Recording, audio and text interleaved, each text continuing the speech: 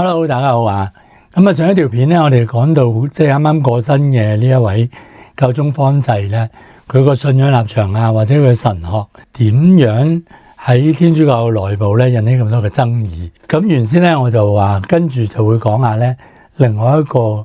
佢極度被爭議嘅位咧，就係佢嘅處事方式咧，甚至乎被稱為咧係一個獨裁者嘅。咁啊，5月7號咧就會舉行嗰個秘密會議，選新一任教宗啦。咁所以咧，我哋都要快啲咧就處理埋呢個上一次講咗話會講，但係冇講到嘅呢個尾巴。咁如果你今日第一次睇我呢個 channel 咧，咁啊歡迎你，請你咧可以馬上去訂閱，記得喺個通知掣嗰度咧就揀全部通知。咁另外咧可以馬上去點讚啦、留言去分享下你嘅一啲簡單嘅睇法，或者提出一啲問題。咁亦都歡迎你咧可以喺社交平台度分享啦。如果你覺得值得支持我呢個工作嘅話咧，亦都歡迎你咧直接課金去支持嘅。好啦，咁我上一次講咗咧，教宗方濟咧喺一啲信仰立場上高啊，譬如佢嘅一個通諭咧，Amoris Laetitia 裏邊咧就提到關於嗰個離婚又再婚嘅人，即係教會可能或者似乎咧有一啲人嘅閱讀咧，覺得佢喺度鼓勵緊教會要俾佢哋領聖體啊！呢個課題上面咧就引起好多嘅爭議啦。另外一個咧，我今日要講咧就係關於佢嗰個處事嘅方式嘅，即係見到咧，因為有一本書出咗啊，咁嗰本書咧英文嘅翻譯嘅名咧就叫做 The Dictator Pope， 即係嗰個獨裁者教宗。咁我哋要知道咧，即係你稱呼一個人做獨裁者咧，除咗佢必須要具備一種好獨斷嘅，即係唔聽人意見嘅，大權在握嘅嗰種咁樣嘅特質之外咧，其實佢仲要有另外一啲嘅條件咧，先可以稱為一個獨裁者嘅。因為我哋知道咧，有啲人咧喺佢嗰個組織裏邊咧，佢扮演住一個最終要做決定嘅人嘅時候咧，咁佢始終都有一啲意見，佢係唔會採納嘅，係嘛？咁而不被佢採納意見嘅人咧，好容易亦都會覺得佢係一個獨裁者。咁所以我哋咧就唔能夠單從咧嗰個人有冇採納晒所有嘅意見，或者佢最後做決定嘅時候係咪佢自己有一個好主觀嘅判斷就決定佢係乜個獨裁者。咁做一個獨裁者咧，仲有一啲嘅條件啦，基本上。咁我今日會講兩個啦，即係同教宗方濟有關嘅咧，就係佢需要咧將佢嗰個人嘅意志咧凌駕於一啲既有嘅規定或者操作嘅機制咁樣樣嘅。咁先至似獨裁者啊嘛，即係如果你睇嗰啲有啲國家有獨裁者嘅時候咧，佢基本上係凌駕晒啲咩國會啊，凌駕晒嗰啲咩大啊，即係嗰啲組織嘅嗰啲佢存在咧都只係一個假象嚟嘅啫。佢實際上咧嗰啲嘅組織咧係要順應住呢一個獨裁者嘅意向咧去投票嘅咁樣，咁咪獨裁啦。咁另外一個獨裁者嘅特徵咧就係佢唔單止咧係唔接受意見嘅，佢甚至乎咧要主動地去逼迫或者去壓制，甚至乎剷除咧嗰一啲反對佢嘅聲音，即係滅聲。咁呢啲人先至即係更加恰當啦，被稱為係一個獨裁者。咁教宗方濟點解會俾有啲人話佢係一個獨裁者咧？咁所以咧我哋要注意咧，主要咧係嚟自一啲內部嘅保守派嘅聲音先嘅。首先一個咧就係關於佢嚟到梵蒂岡上任之後咧，咁佢嗰個處事咧，因為佢要主張改革嘛，咁所以咧佢就設立咗一個咧，我哋叫佢做8人書記團，因為佢開始嘅時候咧8個人嘅，後尾咧好似加到變咗9個。咁呢個組織咧就唔係傳統以嚟咧喺教廷裏邊嗰個核心嘅組織有喺度嘅嘢嚟。佢主要咧扮演住一個好似顧問咁嘅角色啦，其實就係參與咧同教宗有好多決策上面，就方便佢推動改革嘅。咁但係咧呢個組織嘅設立咧就會俾人覺得佢咧就似頭先我講嘅嗰種咧，佢想推動一啲嘢嘅時候咧，佢要設立一啲權力上邊嗰個權責唔係十分分明嘅一個組織，但係咧佢又凌駕咗，或者咧佢就冇顧及咧嗰個喺既有嘅體制裏邊咧成立呢啲組織應該有嗰啲程序啊各樣嗰啲嘢，就佢自己直接任命。咁當然亦都會俾人見到佢任命嗰啲人咧，都係同佢理念相若啦，即係都係同聲同氣咁啦，因為佢想方便改革啊嘛。咁呢種咧就會俾人覺得佢係一嚟咧就係任人唯親啦，二嚟咧就似乎佢冇乜打算咧考慮嗰啲反對意見嘅，因為其實嗱，我哋組織一啲咁樣嘅顧問咧，如果比較想持平啲咧，咁你自己任命咧，你都任命翻一啲可能冇你咁前進啊，或者保守啲啊，咁咧就會比較開明啲個感覺啊。咁當然啦，呢個咧喺天主教內部咧有兩種唔同嘅意見嘅，即係對於呢個百人樞機團。咁對於嗰啲支持嘅人咧，就會覺得係要咁做嘢㗎啦，即係你要推動改革，就唔能夠於嚟於嗰種以前一路以嚟，甚至乎係被覺得好官僚嘅一種制度，你跟住玩就即係唔改啫咁樣。咁所以咧就會支持。咁反對嗰啲咧就會覺得任人唯親啦，凌駕咗既有嘅嗰啲操作啦，同埋咧即係個權責咧係唔鮮明咁樣嘅。咁所以咧其實究竟呢一個組織嘅本身係點樣咧，又未至於好話佢係一個獨裁者咁樣嘅。但係好衰唔衰咧？喺佢呢一個咁樣嘅樞機團裏邊啦，即係百人樞機團啊，裏邊咧有一個扮演住好重要角色嘅，即係近乎係召集人咁樣嘅角色嘅一位樞機咧，係洪都拉斯嘅主教啊 Cardinal Maradiaga。咁佢咧有咩特別咧？就係佢基本上咧佢都係同教宗方濟咧喺好多嘅想法上高咧係同一個陣線嘅，即係較為左翼啦，甚至乎咧係傾向社會主義啦。咁講公義啦，即係唔係淨係講緊嗰啲我哋一般意義嗰啲公義啊，佢啲公義係即係關乎嗰啲經濟問題啊，即係嗰啲窮人啊，點樣反抗嗰啲資本嘅剝削啊，環保議題啊呢一類嘅啊。咁點解話好衰唔衰咧？就係佢咧被一啲嘅媒體咧揭發咗咧，當佢做主教嘅任內咧，喺個財務上面咧就有好多俾人質疑嘅地方，即係包括咧嗰啲投資項目嘅失利啦。咁你話哇，天主教做咩要投資啊？咁你知有錢就要投資啊，你放喺銀行都係投資嚟噶嘛，係嘛？咁啊放喺銀行攞利息嗰啲咧就係低風險低回報嘅投資啦。咁如果你想能夠唔使跑輸俾通脹咧，咁都可能要有一啲投資項目嘅。咁呢啲嘅投資係失利啦。咁另外咧亦都出現咗呢一啲佢收受咗一啲嘅利益啦，因為可能係捐款啊，可能係一啲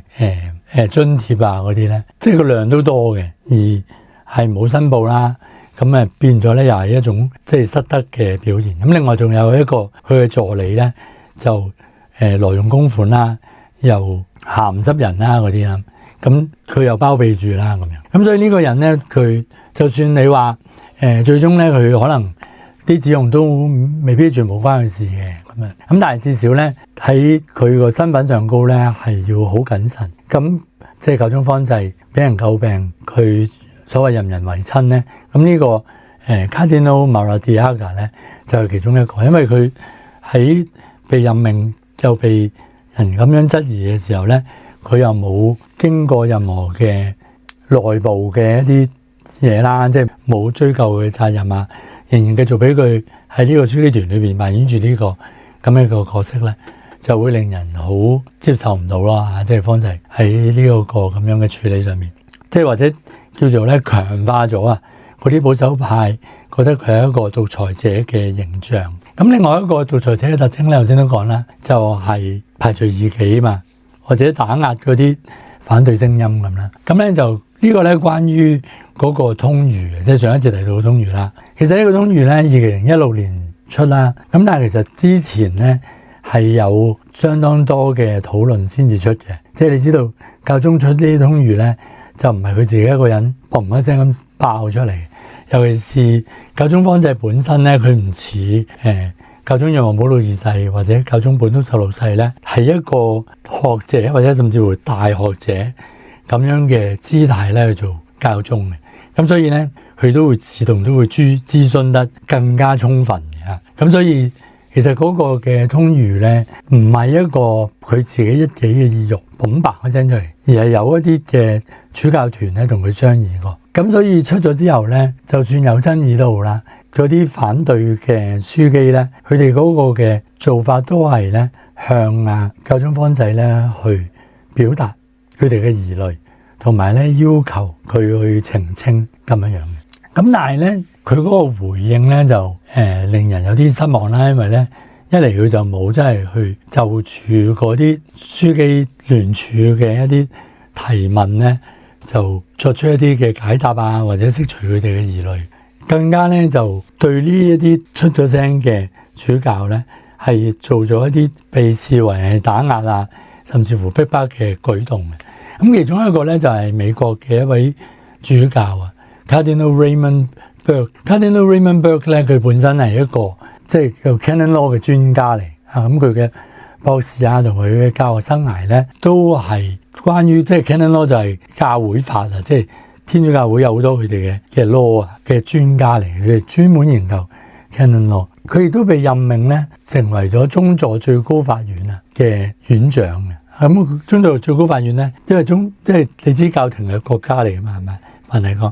咁佢哋都有佢哋嘅司法機構。咁佢係被任命咗咧，係呢個司法機構嘅院長。咁佢好緊張係嗰啲 Canon Law 嘅嘢，咁所以佢對於嗰個即係 Amoris Laetitia 咧，就會有一啲嘅疑慮，咁佢就向教宗提出，佢應該之前咧已經同教宗方濟咧有一啲意見上面嘅分歧嘅，畢竟佢本身都係啲保守派嘅樞機嚟，主教嚟。咁佢提出咗呢個之後咧，冇得到回應之餘咧，亦都被調職，即係調離咗佢嗰個最高法院嗰個職務。咁佢被調職咧，就同一般嘅做法好唔同嘅。一般咧呢啲咁重要嘅職位咧調職咧，都係有另外一啲職位調動咁樣發生嘅。一係咧就係退休，或者話呢個位咧即係好少會，應該從未有咧，就係做到未退休咧，又冇話調職，即係去另外一個職務咁樣咧就調走佢。Cardinal Raymond Burke 咧就係呢個情況，就係佢又唔係退休年齡，但係咧又冇另外一個嘅職務俾佢，就純粹調走佢。即係其實某意義上即係炒魷魚咁樣。咁但係佢又冇咩失職啊，有咩俾人詬病佢失德嘅地方，或者係好受尊重嘅。佢之前一路都係選教宗嘅時候，成日都係熱門嚟嘅，即係佢係喺中天主教內部裏邊咧一個好受尊重嘅樞機。咁所以難免咧就令人覺得佢嘅遭遇咧係因為佢反對教宗。而去到2023年嘅時候咧，教宗方濟咧更加將Cardinal Raymond Burke 嘅喺羅馬嘅嗰個宿舍就攞翻，同埋咧停咗佢嗰份薪水。咁你話佢被停咗佢職務之後咧，而收翻佢呢啲嘢咧，亦都人之常情啦，可以叫做。不過好衰唔衰咧，方濟咧又同人講咧話，我而家要攞走佢嘅公寓同埋佢嗰個薪津咧，因為佢係我嘅敵人，佢用教會嘅資源咧攻擊我，咁樣講。咁就將一件原本都仲可以善意地理解成為非私人恩怨，純粹係一個合理嘅資源嘅調配咁樣咧，就變成咗一個咧係同嗰個人本身同我嘅關係有關。咁呢啲咧都構成咗咧喺天主教內部裏邊一啲人咧對於教宗方濟嗰個處事嘅方式嘅不滿，甚至乎咧會話佢係一個獨裁者咁樣。咁其實咧除咗 Cardinal Raymond Burke 之外咧，咁仲有一啲嘅人士咧都係因為佢聯署咗反對教宗方濟，唔係淨係嗰個 Amoris Laetitia， 甚至乎佢另外一啲言論，譬如佢之前講話所有宗教咧只不過係對同一個上帝一啲唔同嘅語言嘅表達啫咁樣。咁呢啲都係引起咗咧一啲神學家嘅質疑嘅。咁嗰啲神學家咧，譬如其中一個咧喺劍橋嘅一位道明會神父，一個都相當出色嘅神學家咧 Aidan Nichols 咧，就因為呢啲嘅舉動咧，由佢嘅遭遇咧就係調職啦，又係被邊緣化啦咁樣。咁但係當然啦，呢啲唔係正式咁做噶嘛，咁所以都你可以話睇點睇啦咁樣。咁但係對於嗰啲保守派嘅人咧，都可以聽見有呢啲事發生咧，咁難免佢哋都會繼續有呢個傾向咧，覺得教宗方濟就係一個獨裁者咁樣。咁其實咧呢個亦都反映緊咧，天主教內部咧其實處喺一個相當之分裂或者張力嘅狀態。咁呢個其實係全世界嘅一個共有嘅處境嚟。咁你話美國好分裂啦，係咪啊？即係左翼同右翼嗰個狀態。咁英國而家個處境都係好類似啊。英國嚟緊嘅選舉日咧，好快就會呈現一個新嘅政治嘅版圖咧，就係執政工黨都仍然都應該係擁有大量嘅議席嘅。咁但係追上嚟嘅咧，就係嗰啲被視為好極端嘅右派嘅Reform UK 啊。咁就係一種兩面啊。選到咧係因為佢有民意啊嘛，即係 Reform UK， 即係話佢喺呢度咧呢幾年裏邊咧係大量人咧投向咗嗰個較為保守嘅右翼嘅立場，對於好多嘢，即係嗰啲性嘅議題啊，厭權嗰啲無止境咁樣講環保，但係我哋嘅生計就唔被照顧啊，嗰類咁樣嘅嘢，新移民啊咁樣，咁呢個係我諗度度都反映緊嘅。即係歐洲尤其是啊咁樣，咁喺天主教裏邊咧都類似啦，不過就唔係由一個外邊嘅嗰種咁樣所謂性啊、環保啊嗰啲嘅議題而引發，而係一個咧佢內部同新教一樣咧，就係我會話咧，由於嗰個現代主義嘅興起、入侵甚至乎滲透咧而產生嘅。咁即係我之前做過一條片啦。即係提到嗰個現代主義嘅異端啦，咁喺天主教裏邊咧，其實喺20世紀初咧，教宗庇護十世咧就出過好幾個通諭，好嚴正咁樣批判咧教會要抵抗呢個現代主義。佢話現代主義咧係所有異端嘅集成嚟，即係好嚴厲講得。咁其中主要原因咧都係嗰一種現代主義底下咧，我之前都描述過，喺讀聖經啊嗰啲嘅時候咧，或者去對待宗教嘅時候咧，現代主義咧就會對於嗰啲傳統啊，對於嗰啲 authority 咧，會有好勁嘅質疑，然後咧就會要用嗰啲歷史方法啊、科學方法啊，去重新去表述或者去諗下點樣接受個信仰啊咁樣。咁呢個咧淨係踩中咗即係天主教嘅大忌啦，係咪？佢唔係亂，即係我哋唔需要話天主教係亂賺權力嘅。而係佢嘅信仰嘅承傳本身咧，係一個由傳統嗰度去作為一個好重要嘅資源同埋寶藏，而嗰種唯有歷史地去解聖經先至啱嘅一種諗法咧，都唔係毫無破綻或者我哋一定要接受嘅真理嚟噶嘛，係咪？咁所以咧喺嗰個過程裏邊咧，咁庇護十世咧就係一個好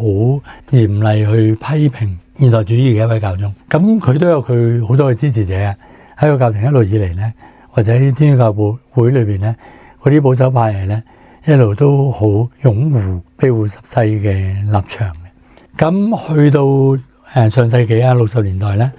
，63年嘅時候咧，教宗若望23世咧就舉行咗梵蒂岡第二大公會議啦。咁梵二本嚟嘅精神咧，就係話要進步同埋改革，係咪？因為現代主義嘅出現咧，我既唔能夠 ignore 佢，又唔能夠直接地採用咗佢成為咗教會嘅引導咁樣。咁所以佢需要傾嘅，即係如果唔傾，唔使梵二啊，係咪？咁但係梵二之後咧，冇解決到嗰種矛盾同埋張力嘅原因就係咧，喺梵二之後咧，繼續發展落嚟咧，嗰個神學咧就會有一啲嘅神學家咧就被視為進步派，咁佢就會將梵二文件咧解讀得咧走向一個比較你可以話開放啊，或者比較唔跟傳統嘅嗰一種嘅走法啊。咁呢個咧就會令到嗰啲保守嗰啲咧，將整個梵二咧都視為係一個進步派啦，一個現代主義嘅變種入侵。咁講開又講咧，亦都牽涉到咧教宗方濟一個令到大家好即係教會內部啊，尤其是保守派咧對佢好不滿嘅地方，就係關於嗰個彌撒。因為咧一路以嚟咧，我哋叫梵二之前嗰個咧，而家叫做舊制彌撒啦，有啲人叫做拉丁彌撒啦。咁舊制彌撒、拉丁彌撒咧，佢其中嘅特色就係佢用拉丁文啦。咁另外一個嘅特點就係即係佢嘅編排咧，同而家嘅新制彌撒咧係唔一樣。咁梵二之後咧，其實就有一個新制出現咧，亦都容許咧地方用翻自己嘅方言咧去主持彌撒。咁呢個舉動本身咧都未着嘅啊，咁但係已經有好多嗰啲保守陣營咧覺得好不滿嘅，即係佢點解要傳統好地地，點解要改佢咧咁樣樣？咁去到教宗本篤16世咧嘅時候咧，咁你知本篤咧就佢被稱為梵二神童嘛，因為佢相對地啦參與梵二嘅時候咧，就係比較年輕嘅。咁佢本身又係一個好受尊重嘅神學家啦。咁佢咧就出過一個通諭，就關於彌撒。咁佢嗰個立場咧，就佢支持梵二啦，即係覺得咧其實梵二係冇錯嘅，即係新制容許地方用翻自己嘅語言去主持彌撒咧係冇錯嘅。咁但係咧，我哋都唔需要咧停止救濟彌撒或者拉丁彌撒。咁咧佢就鼓勵咧，其實地方咧可以有自己嘅決定，即係繼續去舉行救濟彌撒啦，亦都鼓勵啲人咧去參與救濟彌撒咧，去認識下教會嗰個好豐富嘅傳統咁，即係唔好淨係以為只有而家嗰個新制彌撒咁樣嘅。咁呢個咧，佢都唔係因為備受壓力所以咁做嘅，因為如果你了解本篤十六嘅，或者我中意嗌佢拉辛格多啲拉辛格樞機嗰種咁樣嘅神學嘅掙扎咧，佢從來都係喺呢一個咁樣嘅位置嗰度咧去諗咁樣去關注，咁所以佢都好順理成章。咁所以咧嚟到教宗方濟嘅時候咧，就珠玉在前，即係你前一任教宗出埋通諭啦，咁樣咧，教宗方濟咧就出咗另外一個通諭咧，就反道而行嘅，即係基本上佢係反對咗教宗本篤十六世嗰個嘅立場啦。咁佢就停止拉丁彌撒啦，或者救濟彌撒啦。就算你做咧，都唔可以公開講話俾人聽你喺邊度做啦。咁即係其實變相地咧，就將救濟彌撒變成一種秘密嘅地下彌撒。就算你想去咧，你都唔知邊度去到咁樣樣嘅。另外一個做法咧，就係所有新晉代嘅神父咧，都唔可以再舉行救濟彌撒。咁即係話咧，佢嗰個嘅態度就係讓救濟彌撒自然死去，並且積極地去讓呢樣嘢發生，係咪？因為你其實 long run 啦，可能就算本篤十六嘅立場咧，佢都會自然死去，或者成為咗一種好博物館式嘅存在嘅。咁但係方濟嘅做法就比較積極咁樣去令到佢消失啦。咁呢個亦都係令到嗰啲保守嘅人士咧覺得呢種做法會唔會太獨裁咧？咁樣。咁我哋講翻嗰個張力啦，即係面對住現代主義，咁你確實係唔能夠忽略佢，然後鎖國咁樣，即係總之我繼續活喺嗰種舊嘅世界裏邊咁樣。咁但係都唔能夠不經思考咁樣咧，直接將嗰個攞入嚟。咁好似我哋講新教嘅故事嗰陣時候咧，都有呢個處境。咁我今日咧結束嘅時候咧，我想同大家咧講下，即係我親愛的拉辛格樞機，即係教宗本篤十六世咧，喺佢一部書咧叫做《Introduction to Christianity》裏邊咧，佢個即係我頭先都講啦，佢寫呢啲書咧，其實係喺一個時代裏邊咧，喺個處境當中咧，好掙扎地去諗緊神學咁樣樣嘅。咁呢本《Introduction to Christianity》咧，佢唔係一本真係好直白嘅一啲介紹嘅書，而係佢正係由呢一個咁樣嘅掙扎開始。咁佢講咗個故事啊，就係從前咧有條村咧大火，咁咧發現呢個大火咧就係一個小丑，咁呢個小丑咧就馬上跑去市集嗰度咧通知嗰啲村民咧要翻去救火咁樣。咁但係由於佢嗰個裝束係一個小丑咧，咁佢去到咧，無論佢幾咁努力，幾咁誇張地去提醒嗰啲人要翻去救火啦，甚至乎聲淚俱下咁樣樣咧，都會變成咗一個好搞笑嘅演出。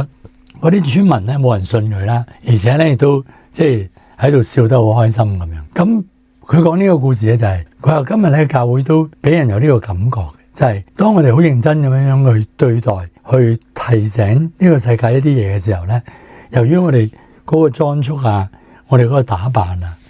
嗰啲人咧只係當笑話一則咁聽。咁但係佢就提醒我哋，有一個假設可能就會諗咧，呢個小丑只要佢落咗妝，佢唔係呢個小丑打扮，咁樣去同嗰啲村民講咧，啲村民就會信佢嘅。咁所以咧，將呢一個咁樣嘅想法假設挪移到去到教會嗰度嘅時候咧，就會變成當教會以一個迎合呢個現代主義或者呢個世界嗰個嘅說話方式，嗰種嘅基本價值嗰個嘅 presentation， 即係教會變得同佢哋一個造型咁樣樣咧，咁佢哋就會聽噶啦。咁教宗本篤十六世就係問，係咪真係咁咧？抑或其實我哋嗰個不被接受嘅，好似聖經講緊耶穌話，光來到黑暗裏，黑暗卻不接受光，係嗰個福音本身啊，係嗰個內容本身，佢哋始終唔接受嘅就會唔接受噶啦，唔關個造型事嘅，即係你扮到幾咁一樣都好啦，到你講到核心嘅時候就會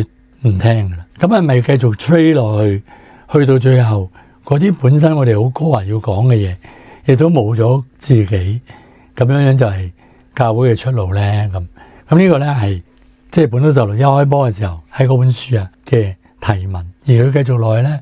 就真係 introduction 啊，即係解釋基督教係咩嘢，或者信仰福音係咩。但係咧你記住，佢一個講解嘅過程裏邊咧，佢冇離開到佢開始提問嗰個 background， 而係繼續喺佢嘅掙扎當中咧去做佢嘅神學，講佢嘅福音咁樣。好啦，咁我哋今日呢一集咧就講到呢度啦。咁下一集條片咧，我會講解下一個關於解經嘅問題，因為有朋友咧提起呢個解經嘅問題咧，